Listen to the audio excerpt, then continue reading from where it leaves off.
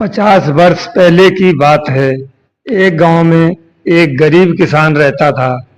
उसने शंकर भगवान की पूजा की और शंकर भगवान खुश होकर उससे वरदान मांगने के लिए कहा, तुम वरदान मांग लो।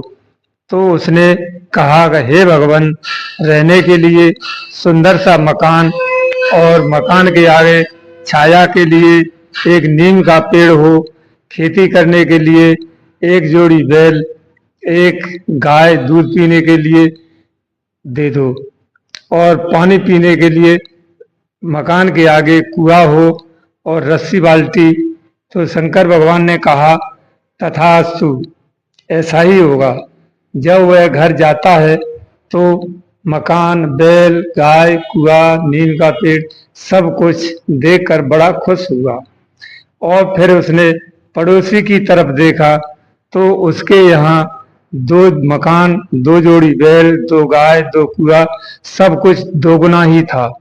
उसे देखकर उसको दुख हुआ और शंकर भगवान की फिर दोबारा पूजा करने लगा। तो फिर दोबारा शंकर भगवान प्रकट हुए और बोले, अब क्या परेशानी है? जो मांगा था वो वरदान दे दिया, वह अब तुम किस लिए परेशान हो? तो उसने कहा, हे भगवान, पड़ोसी को 2 गुना मकान, बैल, गाय सब कुछ मिली हैं।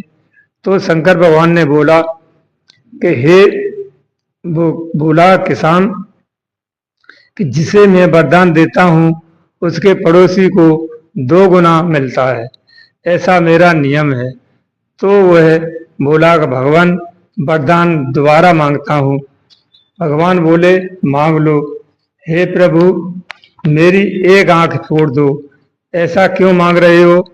मेरी एक आंख फूटेगी तो दूसरी आंख से देखता रहूंगा और पड़ोसी की दोनों आंखें फूट जाएंगी तो वह अंधा हो जाएगा और कुएं में गिर जाएगा।